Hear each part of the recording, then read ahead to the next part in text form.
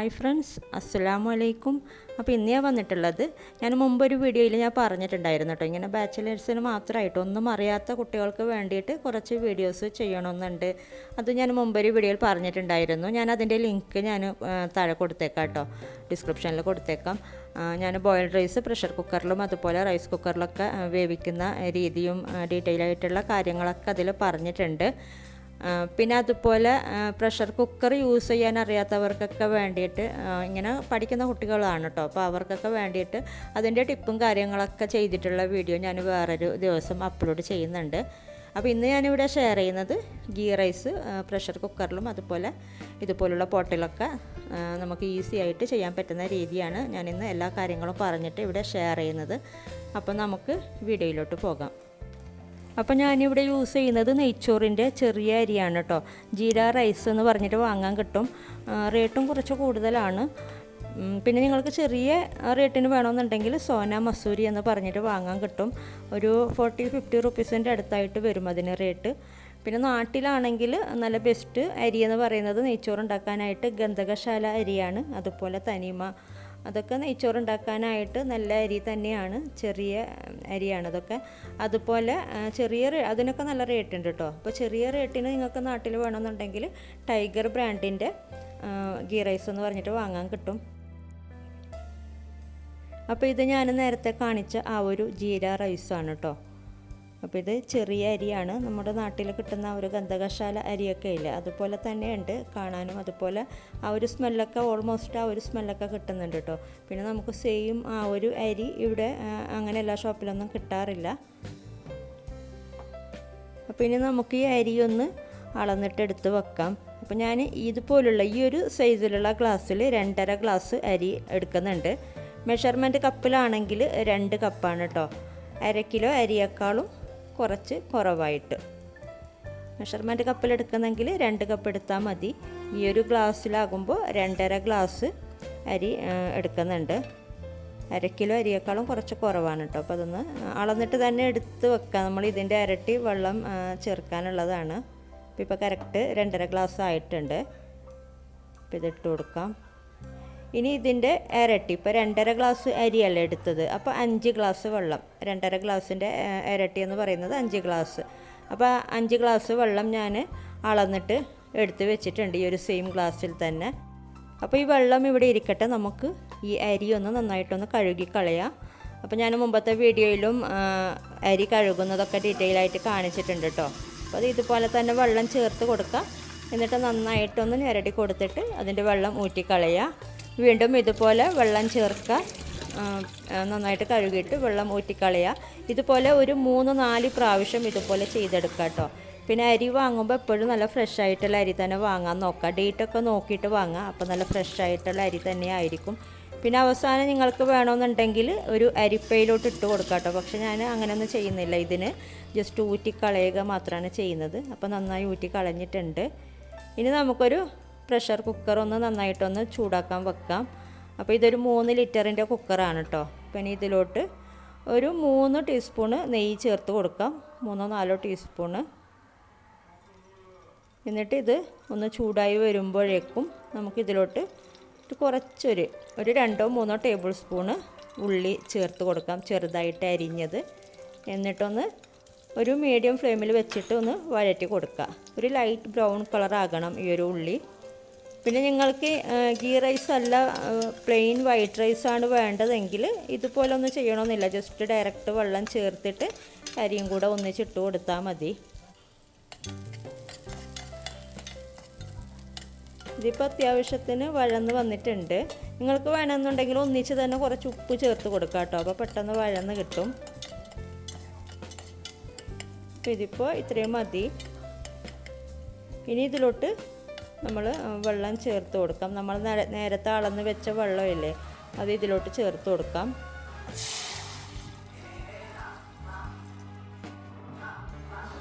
ഇനി ഇതിലോട്ട് നമ്മൾ നേരത്തെ കഴുകി ഊറ്റി വെച്ച അരി ചേർത്ത് കൊടുക്കാം. അതിൽ വെള്ളം ഉണ്ടെങ്കിൽ വെള്ളത്തോടെ ചേർത്ത് കൊടുക്കണ്ട കേട്ടോ. ചെറുതായിട്ട് വെള്ളം ഒന്ന് ഇതുപോലെ ഊറ്റിയെടുത്തിട്ട് വേണം ചേർത്ത് കൊടുക്കാനായിട്ട്. പിന്നെ ഞാൻ നേരത്തെ പറഞ്ഞ പോലെ നിങ്ങൾക്കൊരു സ്ട്രെയിനറിലോട്ട്, ഒരു അരിപ്പയിലോട്ട് വേണമെങ്കിൽ ഇട്ട് കൊടുക്കാം. അപ്പോൾ ജസ്റ്റ് ഒന്ന് തട്ടി കൊടുത്താൽ മതിയല്ലോ. ആ ഒരു മെത്തേഡ് ഞാൻ കാണിക്കുന്നുണ്ട് കേട്ടോ. നമ്മൾ വേറൊരു രീതിയിലും പാത്രത്തിൽ നെയ്ച്ചോറ് ഉണ്ടാക്കുന്നതും കൂടെ കാണിക്കുന്നുണ്ട്. അതിൽ ആ ഒരു മെത്തേഡ് യൂസ് ചെയ്തിട്ടുണ്ട്. അപ്പോൾ നിങ്ങൾക്ക് മനസ്സിലാവും. ഇപ്പോൾ ഞാൻ മൊത്തം അരി ഇട്ട് കൊടുത്തിട്ടുണ്ട്. ഇനി ഇതൊന്ന് മിക്സ് ചെയ്ത് കൊടുക്കുക. ഉപ്പ് ചേർത്തിട്ടില്ല കേട്ടോ, ഉപ്പ് ചേർത്ത് കൊടുക്കണം. അപ്പോൾ 2 ടീസ്പൂണ്, ഇതുപോലുള്ള സ്പൂണിൽ 2 ടീസ്പൂൺ ഉപ്പ് ചേർത്ത് കൊടുക്കുക. അത് പാകത്തിനാകുന്നുണ്ട്. എന്നിട്ട് ഒന്നും കൂടെ മിക്സ് ചെയ്ത് കൊടുക്കുക. എന്നിട്ട് മൂടി വെച്ചിട്ട് ഇതൊരു ഹൈ ഫ്ലെയിമിൽ തന്നെ കുക്ക് ചെയ്തെടുക്കുക. ഒരു വിസിൽ വരുമ്പോൾ അത് ഓഫ് ചെയ്യുക കേട്ടോ. അപ്പോൾ ഇത് മൂടി വെക്കുമ്പോൾ ഇതിൻ്റെ ബെൽറ്റൊക്കെ വെച്ചിട്ട് വേണം മൂടി വെക്കാനായിട്ട്. അപ്പോൾ ഇതൊക്കെ പറഞ്ഞിട്ടുള്ളൊരു വീഡിയോ ഞാൻ ഡീറ്റെയിൽ ആയിട്ടുള്ളൊരു വീഡിയോ ചെയ്യുന്നുണ്ട് കേട്ടോ. പ്രഷർ കുക്കർ ആദ്യമായിട്ട് യൂസ് ചെയ്യുന്നവർക്കും ഇങ്ങനെ പഠിക്കുന്ന കുട്ടികൾക്കൊക്കെ വേണ്ടിയിട്ടുള്ളൊരു വീഡിയോ ചെയ്യുന്നുണ്ട്, ഈ ഒരു ടിപ്പും കാര്യങ്ങളൊക്കെ പറഞ്ഞിട്ട്. നമ്മളിത് കുക്ക് ചെയ്തെടുക്കാം. അപ്പോൾ ഇത് ഒരു വിസിൽ വന്നിട്ടുണ്ട്. നമുക്ക് ഫ്ലെയിം ഓഫ് ചെയ്യാം. ഓഫ് ചെയ്തിട്ട് പെട്ടെന്ന് തന്നെ ഇതിൻ്റെ പ്രഷർ റിമൂവ് ചെയ്യാൻ വേണ്ടിയിട്ട് നോക്കാം കേട്ടോ. അപ്പോൾ ഇതുപോലെ ഇതിൻ്റെ വിസിൽ ഇങ്ങനെ മേലോട്ട് ആക്കി കൊടുക്കുമ്പോൾ അതിൻ്റെ പ്രഷറൊക്കെ ഇങ്ങനെ പോയി കിട്ടും.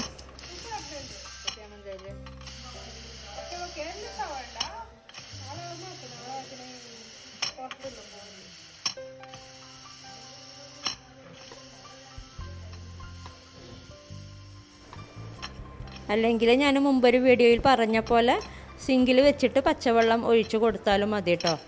അപ്പോൾ ഇതിപ്പോൾ പ്രഷർ കംപ്ലീറ്റ് പോയിട്ടുണ്ട്.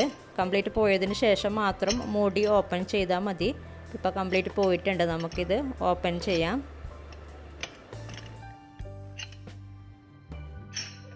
അപ്പോൾ ഇത് പാകത്തിന് വെന്ത് കിട്ടിയിട്ടുണ്ട്, പാകത്തിനായിട്ടുണ്ട്. അപ്പോൾ നല്ല ചൂടുണ്ട്. ചെറുതായിട്ടൊന്ന് ചൂടാറിയതിന് ശേഷം മിക്സ് ചെയ്ത് കൊടുത്തിട്ട് സെർവ് ചെയ്താൽ മതി കേട്ടോ. അപ്പോൾ ഈ ഒരളവിൽ സാധാരണ കഴിക്കുന്നവരാണെങ്കിൽ ഒരു 4 പേർക്ക്, അതുപോലെ നല്ലോണം കഴിക്കുന്നവരാണെങ്കിൽ 3 പേർക്ക് സുഖമായിട്ട് സെർവ് ചെയ്യാൻ വേണ്ടിയിട്ട് പറ്റും കേട്ടോ. അപ്പോൾ ഇനി നമുക്ക് വേറൊരു മെത്തേഡും കൂടെ കണ്ടു നോക്കാം, ഈസി ആയിട്ട് ചെയ്യുന്നത് എങ്ങനെയെന്ന്.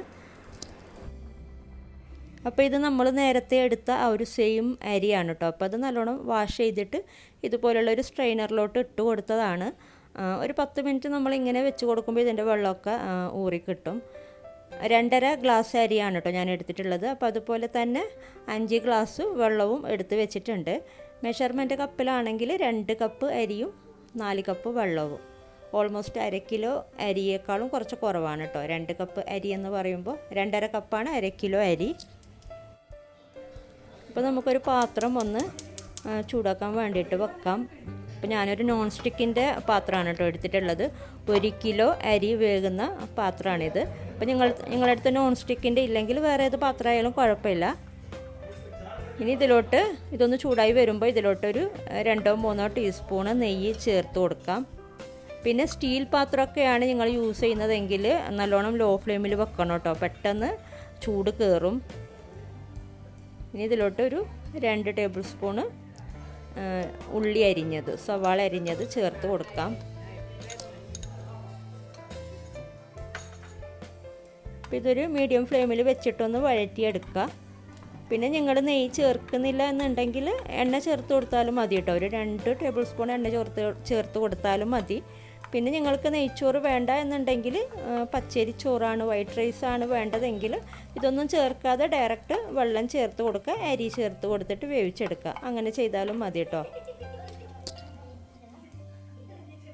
അപ്പോൾ ഇത് വഴന്ന് വന്നിട്ടുണ്ട്. ഇനി ഇതിലോട്ട് ഈ റൈസ് ഇട്ട് കൊടുക്കാം, നമ്മൾ നേരത്തെ എടുത്ത് വെച്ചത്. ജസ്റ്റ് ഇതിലോട്ട് ഇങ്ങനെ ഒന്ന് തട്ടി കൊടുത്താൽ മതി കേട്ടോ. ഇങ്ങനെ സ്ട്രെയിനറിലോട്ട് ഇട്ട് കൊടുത്താൽ ഇങ്ങനെ ഒന്ന് തട്ടി കൊടുത്താൽ മതി. എന്നിട്ടൊരു ലോ ഫ്ലെയിമിൽ വെച്ചിട്ടൊന്ന് വഴറ്റി കൊടുക്കുക. അപ്പോൾ നമ്മളത് നെയ്ച്ചോറ് ഉണ്ടാക്കി കഴിയുമ്പോൾ ആ ചോറ് ഇങ്ങനെ ഒട്ടിപ്പിടിക്കില്ല, അതിങ്ങനെ വിട്ട് വരാൻ വേണ്ടിയിട്ടാണ്, സെപ്പറേറ്റ് ആയിട്ട് കിട്ടാൻ വേണ്ടിയിട്ടാണ് ഇങ്ങനെ ചെയ്യുന്നത് കേട്ടോ. ചെയ്തില്ലെങ്കിലും കുഴപ്പമില്ല. ഇതൊരു ലോ ഫ്ലെയിമിൽ വെച്ചിട്ടൊന്ന് ഒരു 2 മിനിറ്റ് ഒന്ന് ഇങ്ങനെ ഒന്ന് വഴറ്റിയെടുക്കുക ഒരു ലോ ഫ്ലെയിമിൽ. അപ്പോൾ ഈ ഒരു സമയത്ത് നമ്മൾ മറ്റേ അടുപ്പിലൊന്ന് വെള്ളം ഒന്ന് ചൂടാക്കാൻ വേണ്ടിയിട്ട് വെക്കണം കേട്ടോ. നമ്മൾ നേരത്തെ അളന്ന് വെച്ച വെള്ളമില്ലേ, അത് നമുക്കൊന്ന് ചൂടാക്കി എടുക്കണം. നല്ല ചൂട് വെള്ളമാണ് ഇതിലോട്ട് ഒഴിച്ചു കൊടുക്കേണ്ടത്. അപ്പോൾ ഞാൻ വെള്ളം അപ്പുറത്തെ അടുപ്പിൽ വെച്ചിട്ടുണ്ട്.